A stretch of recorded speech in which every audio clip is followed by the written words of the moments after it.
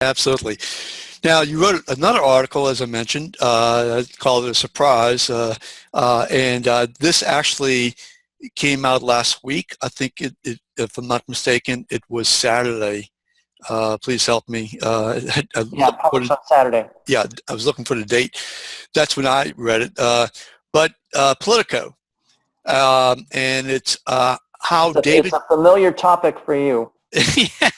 Yeah, you have to talk about that. How David Duke's very live ghost haunts Donald Trump. So let me just give background real quick, and that is that, there was nobody who kept up with the story of David Duke when he first came on the scene, back on the scene in the late 80s and early 90s and throughout the 90s than you. You wrote for the Times-Picayune that, he basically, was your beat, and you wrote 2 books that related to him. And so when I saw the article, I knew right away, this is going to be really interesting. And it was. So why don't you, if you don't mind, I know it's a little bit longer, but take us through that. Well, the story really, for me, the more recent piece that I wrote, I went and saw Trump speak in Baton Rouge about a month ago, and he filled the place, and people waited over an hour in line. Some waited hours in line to see him, and many people stood on their feet during the whole speech, and Trump, just in a brilliant way, whether you like him or not, it was done in a brilliant way, spoke to the grievances of his white audience, particularly people who have not graduated from high school, from college, and just the frustration, the sense that the globalization, technological change is leaving them behind. Right. And I was walking out of that speech, I thought, man, this reminds me of David Duke, because I went to a lot of Duke rallies. In fact, they were rallies. The typical politician gives a speech. Duke gave rallies. Right. And Duke, again, whether you like him or not, was a very, very effective spokesman for a class of voters. And so that's what led me to want to write the piece where I ended up explaining in Politico magazine, why is it that Donald Trump reminds me of David Duke? So way back when you went to these rallies, and you really described it very well. And I'd gone to some of those myself, and was involved at the time in trying to see if we could have somebody different. Yeah, you were one of the fighters against him, and in the vanguard of the fight. And that's when you and I met, actually.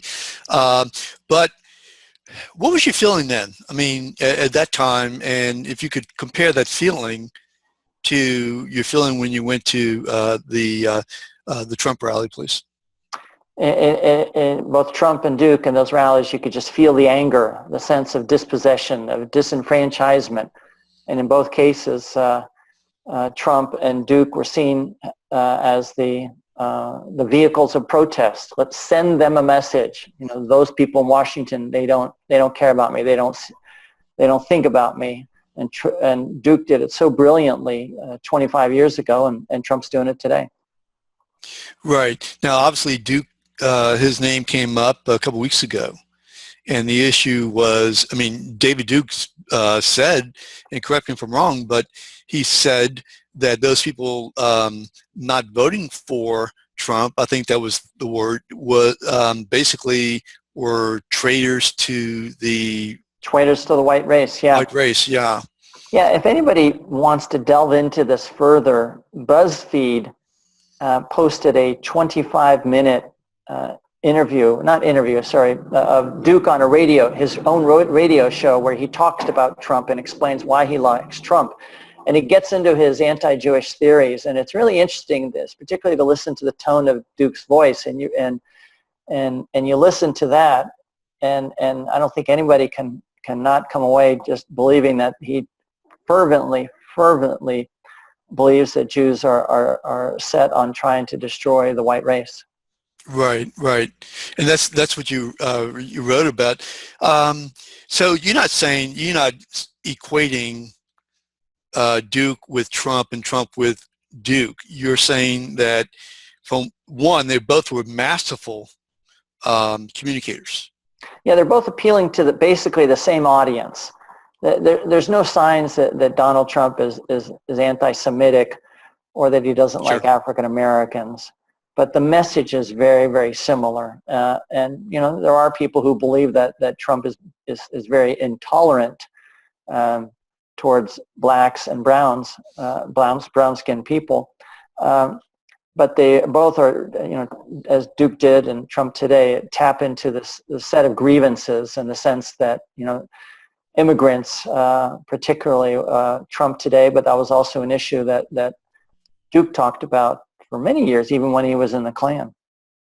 Which is, you know, I agree. I don't think Trump is a racist, but he makes statements that where people who are opposed to him are just as scared, I think, of him and what he might do if he's president, as some of us were, you know, when Duke was running for office at the different levels, even president.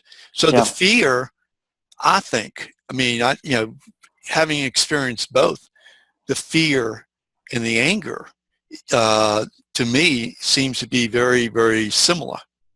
And the anger coming from the other side of both of those candidates seems to be very, very similar. You know, it's a very, very tense time, just like it was then. Yeah, the interesting thing, I didn't mention this in the article that I wrote for Politico magazine. Somebody mentioned it to me later.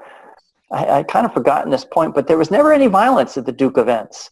There was never any blacks who disrupted it or protested it. Very different than today with the Trump rallies. And remember, Duke was trying to to be seen as legitimate.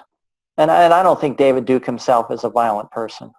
Well, this is really exciting, Tyler. Listen, thank you so much. I really appreciate you doing just incredible work. I'm so glad that you came back to this area to continue reporting. And the two books that you wrote, real quickly, the David Duke book, and I think you're also writing another book that, if I'm not mistaken. So why don't you tell us about those? Well, from the coverage that I did of Duke, particularly, you know, the investigative work, I turned that into a book called The Rise of David Duke, published in 1994. The other book that I wrote was called Bad Bet on the Bayou, The Rise of Gambling in Louisiana and the Fall of Governor Edwin Edwards. And that book was published in 2002. And I'm working on another book right now, which is the story of how John Bel Edwards pulled off his improbable victory in last year's governor's race, and I'm doing that with Jeremy Alford. It's going to be really interesting. Thank you so much. I really do appreciate your taking your time on a Friday night, really. Thank you. Thank you, Steve.